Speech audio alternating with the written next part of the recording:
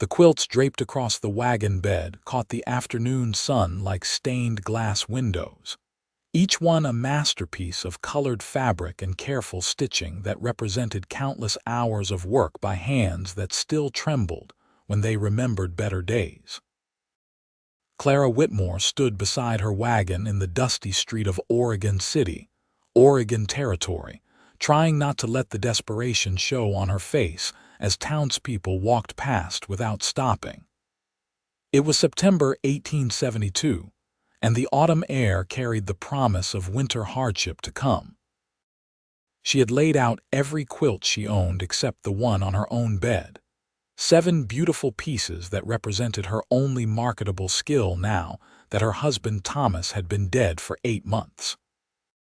The consumption had taken him slowly, draining their savings on doctors and medicines that ultimately proved useless, leaving her with debts she could not pay and a small house she would soon lose if she could not raise the money. "How much for the blue one?" a woman asked, stopping briefly to finger the edge of a quilt featuring a pattern of interlocking stars.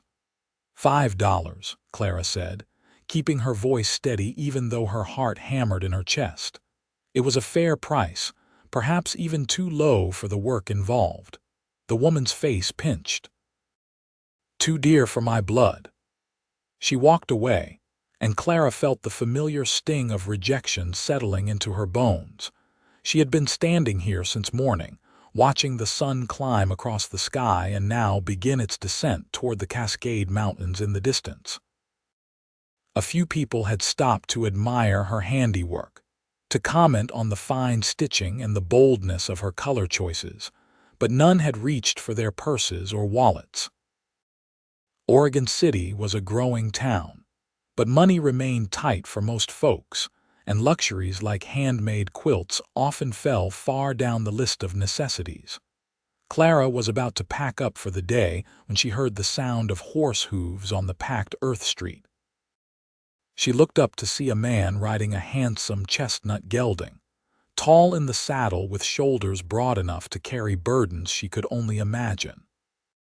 He wore a brown hat that shaded his face, and as he drew closer, she could see he was perhaps 30 years old, with sun-weathered skin and dark eyes that seemed to take in everything at once.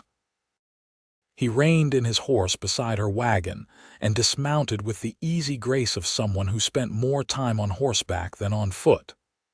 "Afternoon, madam," he said, touching the brim of his hat.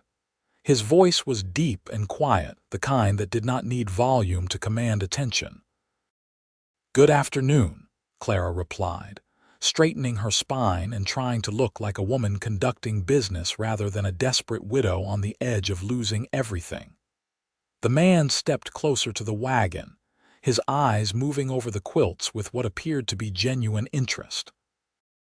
He was handsome in a rugged way, with a strong jaw and a mouth that looked like it smiled easily, though at the moment his expression was serious and contemplative. "These are fine pieces of work," he said, reaching out to touch a quilt with a pattern of red and gold leaves arranged in a circular design. "My mother used to make quilts. Never saw her use colors quite like this, though." "I like to experiment," Clara said, warming slightly to the compliment. "The traditional patterns are beautiful, but I enjoy seeing what happens when you push the boundaries a little." He nodded, still examining the quilts one by one, giving each the kind of attention she had hoped for but not received all day. "You make all these yourself?" "I did. Every stitch." "How much are you asking?" Clara named her prices, trying not to sound apologetic about them even though she half expected him to balk like everyone else had. Instead, he pulled out a leather wallet from his jacket pocket and began counting bills. "I will take all of them," he said simply. Clara stared at him, certain she had misheard. "I'm sorry, what?"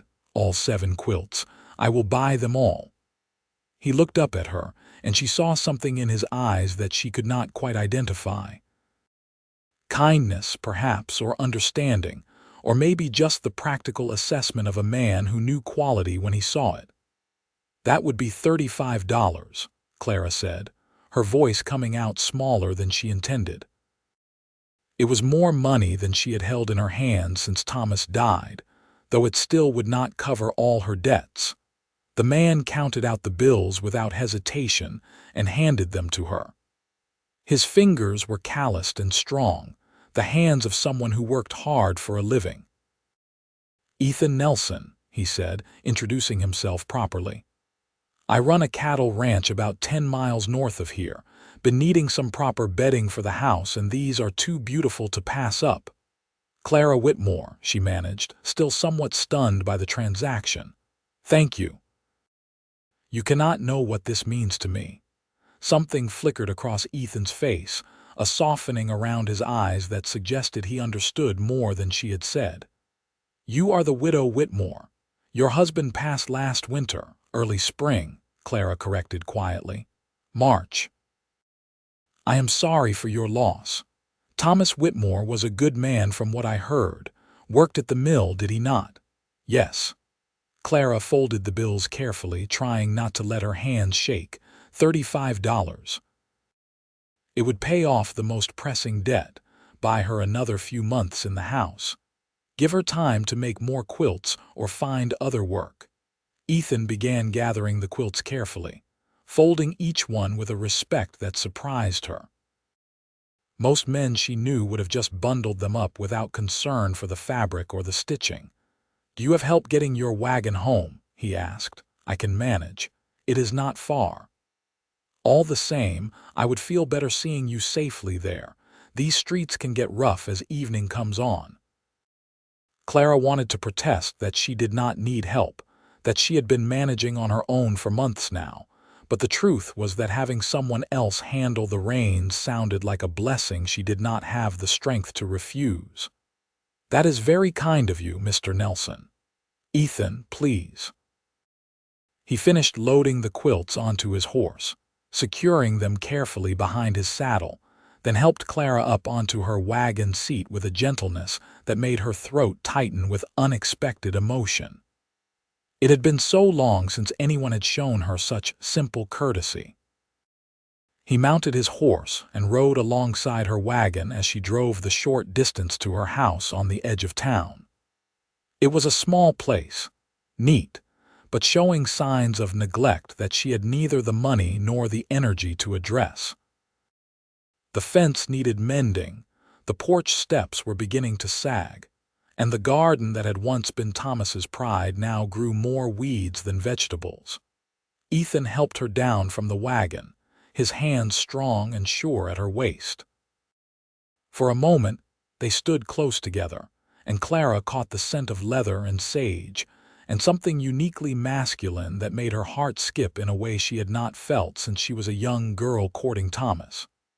She stepped back quickly, flustered by her own reaction. "Thank you for your business, Mr. Nelson. Ethan, I hope the quilts serve you well." He nodded but did not immediately mount his horse to leave. Instead, he looked at the house, then back at her, and she saw him making some kind of decision. "Mrs. Whitmore, I wonder if I might ask you something." "Of course. My ranch house is in sore need of a woman's touch. I have been living there alone for 3 years now, and while I keep it clean enough, it lacks the comforts that make a house a home. I was wondering if you might consider making more quilts for me. I would pay well, and I could provide the fabric if that would help." Clara's mind raced. More commissions meant more money, more time before she lost everything. But it also meant obligation, connection to this stranger who looked at her with eyes that saw too much. "I would be happy to make more quilts for you," she said carefully, "though I should mention that the fabric cost is usually included in my price. Even so, I would like to provide it. I have specific colors in mind, and I will be needing quite a few pieces. Perhaps we could discuss the details over supper sometime." The invitation hung in the air between them, something more than business but not quite courtship either. Clara felt herself balanced on a knife's edge, knowing she should refuse, knowing that accepting meant opening a door she had thought closed forever when they buried Thomas. But the money, God help her. She needed the money, and surely discussing a business arrangement over a meal was not improper. "That would be acceptable," she said quietly. Ethan's face relaxed into a smile that transformed his serious features into something warm and approachable. "Tomorrow evening, then. I could pick you up at 6 if that suits you." 6 would be fine. He tipped his hat to her once more, mounted his horse with the quilt still secured behind him, and rode off down the dusty street. Clara stood watching until he disappeared around a corner, then went inside her small house and sat down at the kitchen table to count the money again, making sure it was real, making sure this strange afternoon had actually happened. That night she lay in bed unable to sleep, her mind replaying every moment of the encounter. Ethan Nelson. She had heard the name before, though she could not place where. Oregon City was small enough that most people knew of each other even if they had never formally met. A cattle rancher, he had said. That meant he had money, or at least more than most folks around here. It meant he was established, successful, the kind of man who could afford to spend $35 on quilts without blinking. It also meant he was probably lonely, living alone on a ranch 10 miles from town. Clara understood loneliness. It had been her constant companion since Thomas died, filling the house with silence that pressed against her like a physical weight. Some days she went from morning to night without speaking to another soul, and when she did speak, it was only to shopkeepers or creditors, conversations that left her feeling more alone than before. She found herself thinking about Ethan's hands, the careful way he had folded her quilts, the gentleness with which he had helped her down from the wagon. Thomas had been gentle too, in his way, though his illness had changed him toward the end, made him irritable and distant as the pain increased. She pushed the thought away, feeling guilty for comparing the two men when she barely knew Ethan at all. The next day seemed to crawl by with agonizing slowness. Clara cleaned her house from top to bottom, more out of nervous energy than necessity, then debated what to wear to supper. Her wardrobe was limited, mostly morning clothes in black and gray that seemed too somber for a business dinner, but were all she had. Finally, she chose a gray dress with a white collar that Thomas had always said brought out the blue in her eyes, then felt another pang of guilt for caring what she looked like. Ethan arrived precisely at 6, driving a small buggy rather than riding horseback. He had cleaned up too, she noticed, his hair still damp and his shirt crisp and clean. He helped her up into the buggy and they drove to a restaurant on Main Street that Clara had walked past 100 times but never entered. The meal was simple but good, roast beef and potatoes with fresh bread and butter. They talked about quilts at first, Ethan describing the rooms in his ranch house and what colors he thought might work best. He wanted something warm for his bedroom, he said, deep reds and golds that would stand out against the log walls.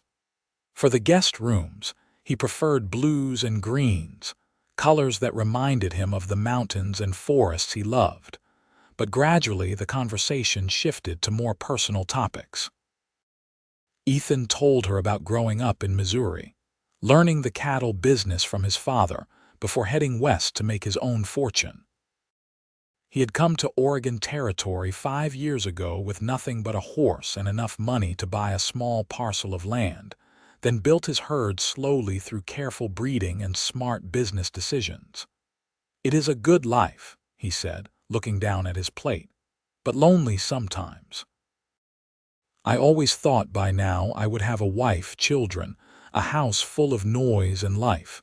Instead, I come home each night to empty rooms and silence." Clara understood that feeling too well. "I thought I would have children," she said quietly. "Thomas and I tried for years, but it never happened. Maybe it was a blessing in the end. At least I do not have little ones to feed now. Or maybe it was a loss that makes your grief even harder to bear," Ethan said gently. "Either way, I am sorry." They talked about Oregon City, about the changes the town had seen since Clara arrived as a new bride 10 years ago. The population had grown, new businesses had opened, the railroad was coming closer each year. Progress, people called it, though Clara was not always sure that was the right word. Progress brought opportunity but also disruption, changing the familiar rhythms of life into something faster and harder to navigate. "You ever think about leaving?" Ethan asked. "Going back east where you might have family?" Clara shook her head. "My parents are both dead and I had no siblings. Thomas was my family, and Oregon City is home now for better or worse." "I am glad you are staying," Ethan said, and something in his voice made her look up sharply. His dark eyes met hers steadily, and she saw the truth there before he spoke it. "I bought your quilts because they were beautiful, Mrs. Whitmore, but also because I could see you needed the money. I am asking you to make more because I genuinely need them, but also because I want a reason to see you again." Clara's heart hammered in her chest. "Mr. Nelson, I know it has not been long since your husband passed. I know you are still grieving, and I would never presume to rush you or push you into anything you are not ready for. But I also know that life is short and uncertain, and when you meet someone who makes you want to fill those empty rooms with noise and life again, it seems foolish not to at least be honest about it." "I do not know what to say," Clara whispered. "You do not have to say anything right now. Just think about it. In the meantime, I truly do need those quilts, and I truly will pay you well for them. Whatever happens between us personally, that is a separate matter entirely." They finished their meal in a silence that was not quite comfortable but not entirely awkward either. Ethan drove her home and walked her to her door, tipping his hat just as he had the day before. "I will bring you fabric samples next week," he said. "You can decide what patterns you want to make." Clara nodded, still not trusting her voice. She watched him drive away, then went inside and sat in Thomas's old chair, trying to sort through the tangle of emotions in her chest. Guilt, because she had no right to feel anything for another man when her husband was barely cold in his grave. Fear, because opening her heart again meant risking the kind of pain she was not sure she could survive twice. But underneath it all, if she was honest with herself, was a tiny flutter of something that might have been hope. The next few weeks fell into a pattern that was both thrilling and terrifying. Ethan came to town every few days, always with a legitimate reason, business that needed attending or supplies to buy. But he always found time to stop by Clara's house, bringing fabric samples, or discussing quilt patterns, or simply talking about nothing in particular. He never stayed long enough to cause gossip, never touched her beyond the polite assistance of helping her carry packages or holding a door, but his presence filled her small house with warmth that lingered long after he left. Clara began working on his quilts with an attention to detail that bordered on obsessive. She wanted each one to be perfect, to show him what she was capable of, to create something beautiful that would keep him warm on cold winter nights. She found herself thinking about him as she stitched, wondering if he would like the particular shade of red she had chosen, imagining his hands touching the fabric the way he had touched the first quilts, with respect and appreciation. The town noticed, of course. In a place as small as Oregon City, nothing stayed secret for long. Clara's neighbor, Mrs. Patterson, made pointed comments about how nice it must be to have such regular customers, her tone suggesting she thought Clara's business with Ethan was anything but professional. At the general store, the clerk raised his eyebrows when Clara bought fabric in colors far more vibrant than her usual morning wardrobe. Clara tried not to care what people thought, but it was hard. She had always been someone who followed the rules, who cared about propriety and reputation. Thomas had been sick for so long that by the time he died, she had already spent months nursing him, barely leaving the house, cut off from normal social life. Now that she was venturing back into the world, she found it had strict expectations about how widows should behave. Expectations that did not include suppers with handsome ranchers or quilts made in passionate shades of scarlet and gold. It was late October when Ethan invited her to visit his ranch. "I want you to see the spaces these quilts will inhabit," he explained. "It will help you understand what I am trying to create." Clara knew she should refuse. Visiting a bachelor's home alone was far beyond the bounds of propriety, the kind of thing that could ruin her reputation permanently. But she also knew she was going to say yes, had known it from the moment he asked. The drive took just over an hour, following a road that wound through forests of Douglas fir and Oregon oak. The autumn colors were at their peak, gold and orange and deep crimson leaves creating a canopy overhead that filtered the sunlight into something magical. Ethan pointed out landmarks as they drove: a creek where he sometimes fished, a meadow where elk gathered in the early morning, a rocky outcrop that offered views all the way to Mount Hood on clear days. His ranch was more impressive than Clara had imagined. The house was built of logs, 2 stories with a wide porch that wrapped around 3 sides. Barns and outbuildings dotted the landscape, all well maintained and sturdy. Cattle grazed in distant pastures, and she could see men working near the barns, ranch hands going about their daily tasks. Ethan helped her down from the buggy and led her inside. The interior was exactly as he had described: clean but lacking warmth, functional but not homey.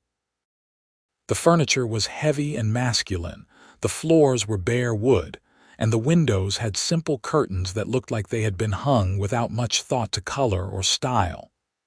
"You see what I mean," Ethan said, gesturing around the main room.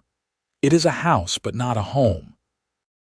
Clara walked slowly through the rooms, her mind already filling them with possibilities. Quilts, yes, but also rugs and curtains, perhaps some cushions for the hard wooden chairs, pictures on the walls, flowers in vases. She found herself imagining not just how to decorate the space but how to live in it, where she would put her sewing basket, which chair by the fireplace would catch the best light for reading.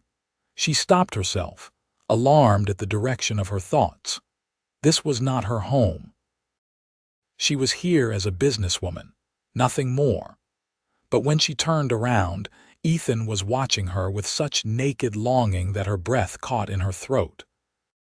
He crossed the room in 3 long strides and stopped just inches away from her, close enough that she could feel the heat radiating from his body. "Clara," he said, using her first name for the first time, "I cannot keep pretending this is just about quilts. I have been thinking about you every moment of every day since I first saw you standing by that wagon. I know it is too soon. I know I should wait longer, but I am not a patient man when it comes to things I want, and I want you." "Ethan."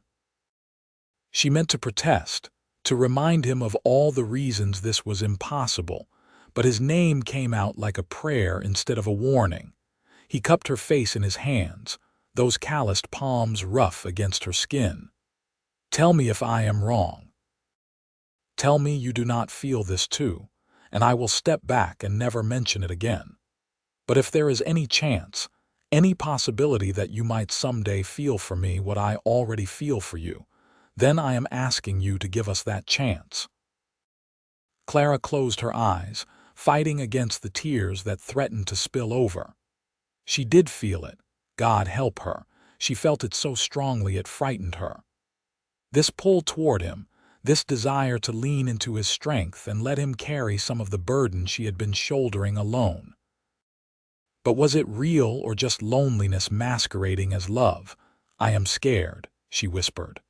"I know. I am scared too, but I think sometimes the things worth having are the things that scare us most." She opened her eyes and looked at him, really looked, seeing not just a handsome rancher who could solve her financial problems, but a man who was offering his heart with no guarantee that she would not break it. A man who was taking the same risk he was asking her to take. "I need time," she said. "Not much, just enough to be sure." "Can you give me that?" "I can give you whatever you need," Ethan said, though she could see the effort it cost him to step back to let his hands drop from her face. "But Clara, while you are thinking, remember this. Life is not guaranteed to any of us. Your husband was young and strong, and he still died. My father was the toughest man I ever knew, and he went just as quick when a horse kicked him in the chest. We do not get to choose how much time we have, only what we do with it." Those words stayed with Clara on the long drive back to town, echoing in her mind as she lay in bed that night, following her through the next days and weeks as she worked on Ethan's quilts. He was right, of course. Thomas had been only 32 when the consumption took him. They had thought they had all the time in the world, and instead they got barely 10 years together. How much time did she have left? And did she want to spend it alone, clinging to grief like a familiar friend? Or did she want to reach for the possibility of joy even if it meant risking more pain? It was November when Clara finished the first 3 quilts for Ethan. She had outdone herself, she knew, putting into the stitching all the feelings she could not yet speak aloud. The bedroom quilt was a pattern called Wedding Ring, interlocking circles in shades of red and gold and deep burgundy. It was traditionally given to newlyweds, a blessing on their marriage, and she had chosen it deliberately. A message stitched in fabric and thread. When Ethan came to collect the quilts, his hands trembled as he unfolded the wedding ring pattern. He looked at Clara with such intensity that she felt stripped bare, all her defenses crumbling under that gaze. "Does this mean what I think it means?" he asked quietly. Clara took a deep breath, gathering her courage. "I have been thinking about what you said about life being short and uncertain, about not wasting the time we have. And I realized that I have been so focused on honoring Thomas's memory that I forgot how to honor his wishes. He wanted me to be happy, Ethan. He made me promise, right before he died, that I would not spend the rest of my life mourning him. He said I was too young and had too much love to give to waste it on grief. And what do you want, Clara? I want to stop being afraid. I want to fill my life with something besides loneliness. I want." She paused, then said it plainly, honestly. "I want you." Ethan set the quilt down carefully and pulled Clara into his arms, holding her close against his chest. She could hear his heart hammering, feel the tremor that ran through his large frame. "I will make you happy," he said fiercely. "I swear it, Clara. I will spend every day for the rest of my life making sure you never regret this." He kissed her then, and it was nothing like the chaste kisses she remembered from courting Thomas all those years ago. This was heat and hunger, years of loneliness burning away in the space between one breath and the next. Clara kissed him back with equal fervor, her hands fisting in his shirt, her body pressed against his in a way that would have scandalized her neighbor, Mrs. Patterson, into fits.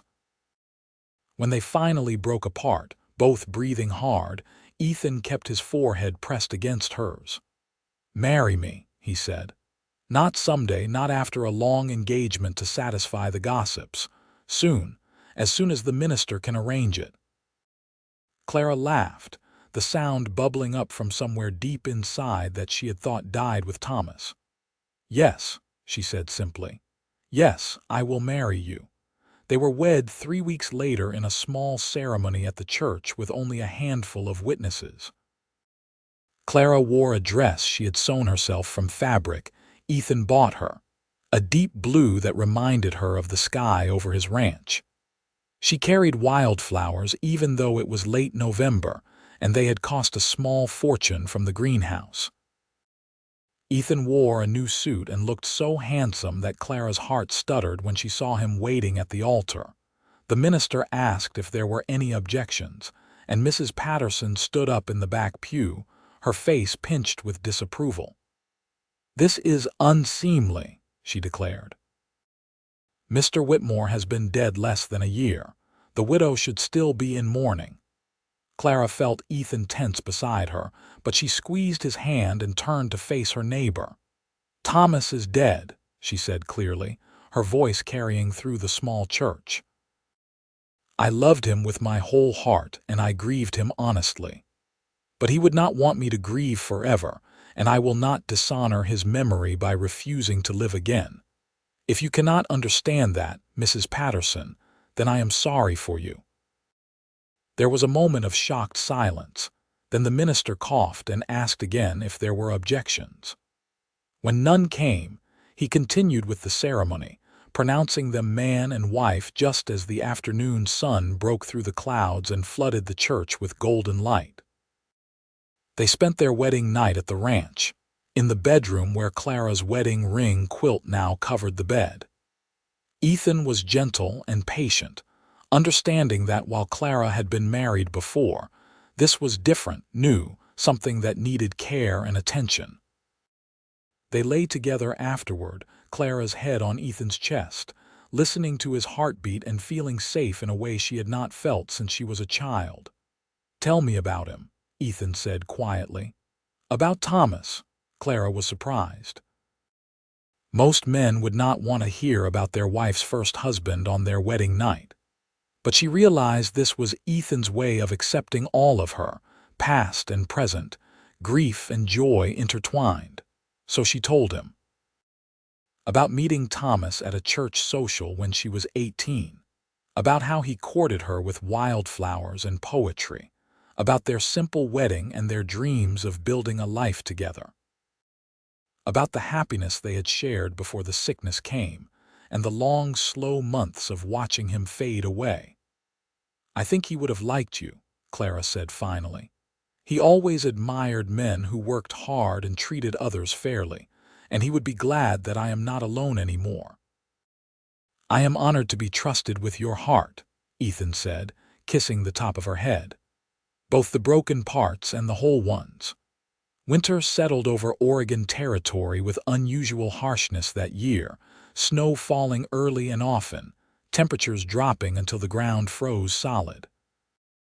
But inside the ranch house, Clara and Ethan created a warmth that had nothing to do with the fires burning in the hearths. Clara threw herself into making the house a home, sewing curtains and cushions, arranging furniture for comfort rather than just utility, filling vases with evergreen branches when flowers were not available. She cooked meals that filled the house with delicious smells, learned to make Ethan's favorite foods, experimented with recipes from a cookbook he bought her from the general store. But more than the physical changes, she filled the house with life. She sang while she worked, hummed while she sewed, laughed at Ethan's stories about stubborn cattle and clever horses.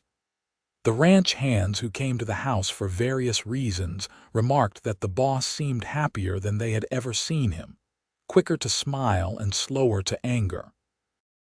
Ethan, for his part, seemed determined to make good on his promise to ensure Clara never regretted marrying him. He brought her small gifts whenever he went to town, nothing expensive but always thoughtful. A book of poetry because she had mentioned loving to read. A new thimble to replace her worn one. Once, a music box that played a waltz just because he thought she would like it. He taught her to ride properly, not just sitting side saddle for a gentle trot around town but really riding, feeling the power of a good horse beneath her and the wind in her face. They explored the ranch together, Ethan showing her all his favorite spots. The hidden meadow where flowers bloomed in profusion come spring, the creek where the water ran so clear you could see every pebble on the bottom, the ridge where they watched the sunset paint the sky in shades of purple and gold. At night, they lay in bed under the wedding ring quilt and talked about everything and nothing. Ethan told her about his dreams for the ranch, wanting to improve his breeding stock and maybe buy the adjacent property when it came up for sale. Clara talked about her quilt patterns, ideas she wanted to try, color combinations that excited her imagination. And slowly, carefully, they began to talk about children. Not with any urgency or pressure, but as a possibility they both wanted. Clara was 30 years old now, not young but not too old either. Ethan was 32, ready to be a father if fate granted them that blessing. "I used to think maybe the problem was with me," Clara admitted one night as snow fell softly outside their window. "That I was barren, and that was why Thomas and I never had children. But the doctor said there was no way to know for sure, that sometimes these things just happen or do not happen for mysterious reasons." "And if we do not have children," Ethan asked, "would that change how you feel about our marriage?" Clara thought about it honestly before answering. "I would be sad," she said. "I would grieve the children we did not have, but no, it would not change how I feel about you. We would build a different kind of life, but it would still be a good one." "That is how I feel too," Ethan said, pulling her closer. "Though I hope we do have children, I keep imagining a little girl with your eyes or a boy I can teach to ride and rope." As it turned out, they did not have to wait long to find out. By February, Clara's monthly courses had stopped, and she began feeling nauseated in the mornings. She waited another few weeks to be sure before telling Ethan, wanting to be certain before she raised his hopes. She chose a quiet evening when they were sitting by the fire, Ethan reading a cattleman's journal and Clara working on a new quilt. She set down her needle and thread and said simply, "I am carrying your child." Ethan's head snapped up, his eyes wide with shock and joy. "Truly, truly. The baby should come in late September or early October if my calculations are correct." He was across the room in an instant, pulling her up from her chair and spinning her around in a circle despite her laughing protests. "We are going to be parents," he said, wonder in his voice. "Clara, we are going to have a baby." The pregnancy was not easy. Clara suffered from terrible nausea for the first few months, able to keep down only dry toast and weak tea. Ethan fussed over her like a mother hen, bringing her whatever she could stomach, adjusting pillows, reading to her when she felt too miserable to do anything but lie still. As spring arrived and the nausea finally eased, Clara regained her energy and threw herself into preparing for the baby. She sewed tiny clothes and soft blankets, prepared a nursery in one of the spare bedrooms, knitted little caps and booties. The ranch hands teased Ethan mercilessly about his impending fatherhood, but he took it all with good humor, too happy to care about a little ribbing. Summer brought heat that made Clara uncomfortable in her expanding state, but she tried not to complain. Ethan insisted she rest often, worried that she was doing too much, but Clara felt better when she kept busy. She had spent too many months being idle after Thomas died. Now she wanted to fill every moment with purpose and meaning. She went into labor on a cool evening in early October, just as the leaves were beginning to turn. Ethan rode like fury to fetch the midwife, while Clara tried to breathe through the contractions, remembering the advice she had been given by other women in town. The labor was long and hard, lasting through the night and into the next day, but finally, as the sun was setting on October 3rd, Clara gave birth to a healthy baby boy. They named him Edward Thomas Nelson, honoring both Ethan's father and Clara's first husband. Ethan cried when he held his son for the first time, tears streaming down his face as he looked at the tiny, perfect features, the miniature hands that gripped his finger with surprising strength. "He is beautiful," Ethan said, his voice rough with emotion. "You are amazing, Clara. I did not know it was possible to love someone this much, and then you give me this, and I discover there are whole new depths to it. Clara was exhausted but happier than she could ever remember being.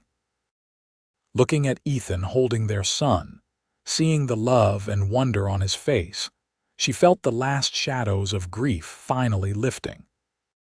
She would always carry Thomas in her heart, would always remember their years together with fondness. But she understood now that loving him did not mean she could not also love Ethan, could not also embrace this new life with complete commitment. The first year of Edward's life passed in a blur of sleepless nights and precious moments. Clara had never been so tired or so fulfilled, balancing the demands of motherhood with her role as a rancher's wife. Ethan was a devoted father, involved in a way that surprised and delighted Clara. He changed diapers without complaint, walked the floor with Edward during colicky nights, sang lullabies in his deep voice that somehow always soothed the baby when nothing else would. The ranch continued to prosper under Ethan's careful management. He bought the adjacent property as he had hoped, expanding his grazing land and increasing his herd. He hired more ranch hands, built a new barn, invested in better breeding stock. Money was not abundant, but it was steady, enough to provide security and modest comfort. Clara continued making quilts, though now she did it more for pleasure than necessity. She sold some through the general store in town, gave others as gifts to friends and neighbors, made special ones to commemorate important occasions. Each quilt told a story, carried meaning beyond just the fabric and thread. When Edward was 2 years old, Clara discovered she was pregnant again. This time the pregnancy was easier, perhaps because she knew what to expect or perhaps just because each pregnancy was different. She gave birth to a daughter in the spring of 1876, a tiny girl with dark hair and Ethan's eyes whom they named Catherine Ellen, after Clara's mother and Ethan's grandmother. Their family felt complete now. 2 healthy children and a marriage that had deepened from passion into partnership. Ethan and Clara had learned each other's rhythms, knew how to work together through challenges, how to support each other's dreams and ambitions. But life on a ranch was never without difficulties. There were droughts that withered the grass and forced Ethan to buy expensive feed. There were harsh winters when they lost cattle to cold and starvation. There were diseases that swept through the herd, injuries to the ranch hands, equipment that broke at the worst possible times. Through it all, Clara and Ethan faced each challenge together. When money was tight, Clara took in sewing work to help make ends meet. When the children were sick, Ethan stayed up through the night helping to nurse them. When Clara grieved the anniversary of Thomas's death, Ethan held her and let her cry without making her feel guilty for the tears. The years passed, marked by the growth of their children and the slow, steady improvement of the ranch. Edward grew into a serious boy who loved the cattle and wanted to learn everything about ranching from his father. Catherine was sunny and cheerful, always singing, always finding joy in small things like butterflies and wildflowers. Clara kept making quilts, her skill improving with each piece. She developed a reputation throughout Oregon Territory for her work, people willing to pay premium prices for a Whitmore quilt, as she still signed them with her first husband's name in a small gesture of remembrance. Ethan never objected to this, understanding that Clara's past was part of what made her who she was. He had loved her from the beginning, not despite her grief, but as a complete person who had lived and loved and lost and survived. The quilts with Thomas's name were threads connecting past to present, honoring what was while embracing what is.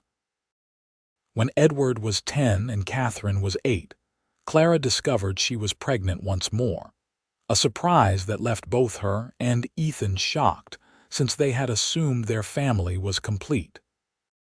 This pregnancy was harder than the previous 2, Clara now being 38 years old, and feeling every year of it as her body changed and stretched once more. She gave birth to twins in the winter of 1884, 2 boys they named Samuel and Joshua, and suddenly, the house that had once seemed too quiet was filled with chaos and noise and constant motion. Clara felt overwhelmed at times, juggling the needs of an infant and a toddler while trying to help Edward with his studies and keep Catherine from wild mischief. But Ethan was there, steady as always, taking on more of the household tasks so Clara could rest. Edward helped too, surprisingly good with his baby brothers, patient and gentle in ways that made Clara's heart swell with pride. Even Catherine contributed, singing to the babies when they fussed, fetching diapers and clean clothes, becoming a little mother in her own right. The ranch continued to grow, now one of the largest and most successful in the area. Ethan had a gift for breeding cattle, developing a strain known for hardiness and good meat quality. Ranchers from other parts of Oregon Territory came to buy his bulls, to learn his methods, to see the operation that had become something of a legend. But despite the success and the money it brought, Ethan never forgot the struggling widow selling quilts by her wagon. He donated generously to the church fund that helped families in need, hired hands who were down on their luck, and gave them a chance to prove themselves. Treated everyone who worked for him with fairness and respect. Clara, too, used her skills to help others. She taught quilting classes for women in town, sharing her knowledge freely. She made special quilts for charity auctions, the money raised going to build a school and later a library. She visited sick neighbors, bringing food and comfort, sitting with them through long, difficult nights, because she remembered what it was like to watch someone you loved suffer. The children grew and thrived. Edward became Ethan's right hand on the ranch, learning the business from the ground up, showing the same shrewd intelligence and steady temperament that had made his father successful. Catherine surprised everyone by showing a talent for drawing and painting, filling sketchbooks with detailed pictures of ranch life, the cattle and horses and landscapes she loved. Samuel and Joshua were inseparable, 2 halves of a whole, getting into mischief together and defending each other fiercely. They were loud and wild and exhausting, but they brought laughter into the house that echoed off the walls and filled every corner with joy. Clara sometimes thought back to that day in Oregon City, when she stood beside her wagon, desperate and alone, wondering how she would survive. She thought about Ethan riding up and buying all her quilts, and how that single act of kindness, or perhaps it had been fate, had changed the entire trajectory of her life. She would have survived without him, she knew. She was stronger than she had given herself credit for back then. She would have made more quilts, found a way to pay her debts, perhaps eventually built a modest business that allowed her to live independently if not comfortably. But survive was all it would have been. Existing but not truly living. Going through the motions but never feeling the deep bone satisfying contentment that came from building a life with someone you loved, from creating a family, from having purpose beyond just getting through each day. Ethan had given her that. Not by rescuing her, because she had not needed rescuing so much as opportunity, but by seeing her truly, by recognizing quality and beauty and worth, by having the courage to risk his heart even when there was no guarantee she would reciprocate. And she had given him things too, she hoped. Warmth and comfort, and a home that welcomed him at the end of long, hard days. Children who carried his name and his values into the future. Love that grew stronger with each passing year instead of fading into comfortable companionship. On their 20th wedding anniversary, Edward was 22 and running much of the ranch himself, allowing Ethan to slow down and enjoy life a bit more. Catherine was 20, married to a teacher in town and expecting her first child. Samuel and Joshua were 12, still wild but showing signs of the good men they would become. Clara and Ethan took a trip together, just the two of them, leaving the twins in Edward's capable care.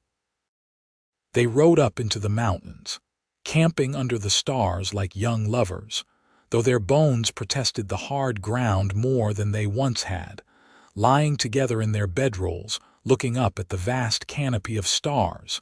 Ethan said, "Do you ever regret it? Marrying me so quickly, letting yourself love again when you were still grieving?" Clara thought about it honestly, as she always did when Ethan asked difficult questions. "Sometimes I feel guilty," she admitted. "Guilty that I am so happy when Thomas never got the chance to live to this age, to see children grow up, to experience all the things we have experienced. But regret? No, never regret. I am glad," Ethan said softly. "Because I wake up every morning still amazed that you chose me, that you took a chance on a lonely rancher who fell in love with you the moment he saw you standing by that wagon." "You bought all my quilts," Clara said, smiling at the memory. "Best investment I ever made. 7 quilts in exchange for a lifetime of love. That is what I call a good deal." Clara laughed and snuggled closer to him, fitting her body against his as naturally as breathing. They had both changed over the years, gained weight in some places and lost it in others, acquired gray hair and wrinkles and all the other marks of time passing. But the core of what they felt for each other remained unchanged, as vibrant and vital as it had been that day in his empty ranch house when he cupped her face and asked her to give them a chance. As they grew older, the ranch passed more and more into Edward's hands. Ethan was content with this, proud of his son and confident in his abilities. He spent his time on smaller projects, improving the house, building furniture, helping with the grandchildren who came in steady succession as first Catherine. And then Edward married and started families of their own. Clara's hands grew stiff with arthritis, making the fine, detailed quilting work more difficult. But she adapted, creating simpler patterns that were no less beautiful for being less intricate. She taught her granddaughters to quilt, passing on the skills and stories, explaining that each quilt was a piece of history stitched in fabric. Samuel went off to college, the first in the family to do so, studying agriculture and returning with new ideas about ranching techniques that he and Edward implemented together. Joshua stayed closer to home, learning blacksmithing and opening a shop in town, though he remained involved in ranch decisions as well. The house that had once been empty now overflowed with family on holidays and special occasions. Children ran through the rooms Clara had decorated decades ago, their laughter filling the space with the noise and life Ethan had once longed for. Quilts Clara had made covered every bed, draped over chairs, hung on walls as decorations, each one a reminder of where they had started and how far they had come. On a clear autumn day in 1902, Ethan and Clara sat on their porch watching the sunset, as had become their evening ritual. They were both in their 60s now, slowed by age but still relatively healthy, still enjoying life even if they moved through it at a gentler pace. 30 years, Clara said softly. "Hard to believe it has been 30 years since we married." "Seems like yesterday and a lifetime ago all at once," Ethan agreed. He reached over and took her hand, his grip still strong despite the arthritis that twisted his fingers. "I would do it all again, you know. Every moment, every challenge, every joy and sorrow, I would choose you again and again." "And I would choose you," Clara said, squeezing his hand. "My rancher who bought all my quilts and wrapped me in his love instead." Ethan smiled. "That was always the plan, you know. From the moment I saw you standing there looking so brave and so scared at the same time, I knew I wanted to wrap you up and keep you safe. The quilts were just an excuse to get close enough to do it. They sat in comfortable silence as the sun sank lower, painting the sky in brilliant shades of orange and pink and purple. The land stretched out before them, the ranch they had built together through hard work and dedication, the legacy they would leave to their children and grandchildren.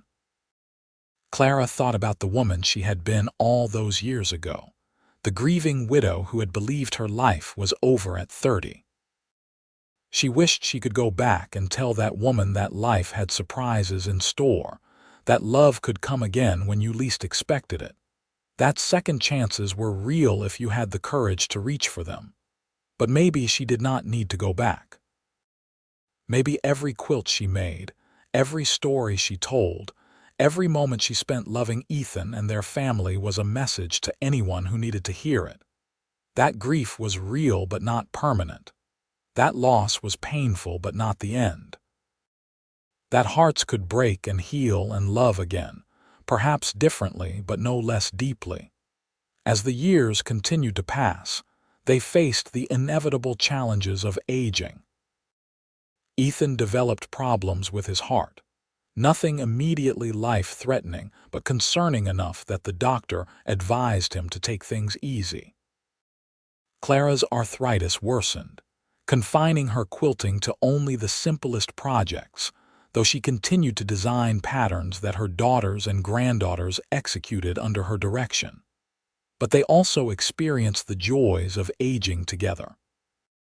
More grandchildren, and then great-grandchildren, a growing family tree that spread like branches from the love they had planted decades ago. Watching Edward successfully expand the ranch beyond anything Ethan had imagined, seeing Catherine's artwork displayed in galleries, attending Samuel's wedding to a professor he met at college, dancing at Joshua's celebration when he won a prestigious award for his metalwork. They celebrated their 40th anniversary surrounded by family, 4 generations gathered in the ranch house for a party that lasted all day. Clara's daughters had made a special quilt for the occasion, a family tree pattern with names embroidered on each branch, a visual representation of the legacy Clara and Ethan had created.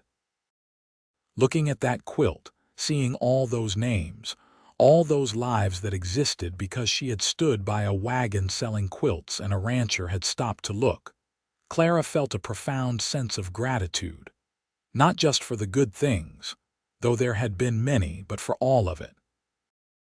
The struggles that taught them strength, the losses that taught them to cherish what they had, the ordinary moments that wove together into an extraordinary life. Ethan's health declined gradually over the next few years. He remained cheerful despite the limitations, joking that his heart was just worn out from loving Clara so much. She stayed by his side as much as possible, reading to him, talking about old times, simply sitting together in the comfortable silence of 2 people who knew each other so well that words were often unnecessary. On a spring morning in 1916, with flowers blooming outside the window and Clara holding his hand, Ethan passed away peacefully in his sleep. He was 74 years old, and he had lived a full, rich life by any measure. Clara grieved him deeply but differently than she had grieved Thomas. With Thomas, she had been young and unprepared, devastated by the loss of dreams they had never gotten to fulfill. With Ethan, she mourned the end of a beautiful story that had reached its natural conclusion. They had built a life together, raised children, created something meaningful that would continue long after they were both gone. She was 73 years old now, and while the children urged her to move to town where they could care for her more easily, Clara chose to stay at the ranch. This was her home, filled with memories of Ethan, saturated with the love they had shared.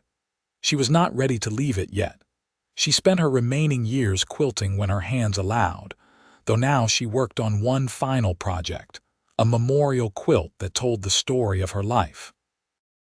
It had panels representing her childhood, her first marriage to Thomas, the day she met Ethan, their wedding, the birth of each child, important moments from their 44 years together. It took her 3 years to complete, working slowly and carefully, wanting every detail to be perfect. When it was finally finished, she called her family together and presented it to them, explaining each panel, telling the stories behind the fabric choices and the symbolism in the patterns. "This is for all of you," she said, looking at the faces gathered around her, the children and grandchildren and great-grandchildren who represented her legacy. "So you will always remember where you came from, the love that created this family, the courage it takes to move forward even when you think you cannot." She pointed to a panel near the center, one showing a wagon with quilts displayed and a man on horseback approaching. "This is where it really began," she said. "When I was at my lowest and thought I had nothing left to give, and your grandfather saw beauty and possibility instead of desperation. He bought all my quilts and wrapped me in his love instead, and that love created all of this." Clara Whitmore Nelson passed away peacefully in her sleep on an October night in 1919, surrounded by her quilts and her memories, content in the knowledge that she had lived fully and loved completely. She was 76 years old. The family buried her beside Ethan on a hillside overlooking the ranch, a spot they had chosen together years before. The funeral was attended by hundreds of people, not just family, but also ranch hands and townspeople and others whose lives Clara and Ethan had touched over the decades. The ranch continued under Edward's management and eventually passed to his children, remaining in the family for generations. The quilts Clara made became treasured heirlooms, passed down through the family, each one a tangible connection to a woman who had transformed grief into beauty, loss into love, ending into beginning. And sometimes, on quiet autumn evenings when the light slants golden across the land, you can almost see them there on the porch, the widow and her rancher, sitting hand in hand watching the sunset, wrapped not just in the quilts she made, but in the enduring love that had carried them through a lifetime together. The memorial quilt hangs in the ranch house still, protected and preserved, telling its story to each new generation. It reminds them that love can come more than once, that second chances are real, that courage and hope and opening your heart to possibility can transform everything. It reminds them of a day in Oregon City in 1872, when a desperate widow sold quilts by her wagon, and a lonely rancher bought them all, and in doing so, bought his way into a love story that would echo through time, creating ripples that spread far beyond what either of them could have imagined. And perhaps that is the real magic of it all, the true lesson in Clara's quilts and the story they tell. That we never really know where our actions will lead, what opportunities might come from moments of courage, how a single decision to be kind or take a chance or say yes instead of no can alter the entire course of not just our lives, but the lives of generations yet unborn. The widow was selling her quilts. A rancher bought them all and wrapped her in his love instead. And from that simple transaction came a legacy of love that would endure as long as memory itself.